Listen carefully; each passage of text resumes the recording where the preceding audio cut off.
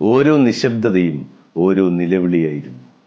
ഓരോ പുഞ്ചിരിയും ഓരോ മറയായിരുന്നു. ഒന്നുമില്ലെന്നേ, ആ ഒരു വാക്കും അകത്ത് തകർന്നു പോകുന്നൊരു മനുഷ്യന്റെ അവസാന പ്രതിരോധമായിരുന്നു.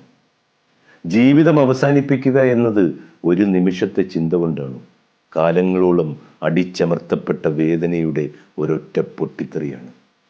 മിണ്ടാതെ സഹിച്ച നിശബ്ദതകളുടെ ഭാരം പൊട്ടി വീഴുന്ന ഒരു നിമിഷം.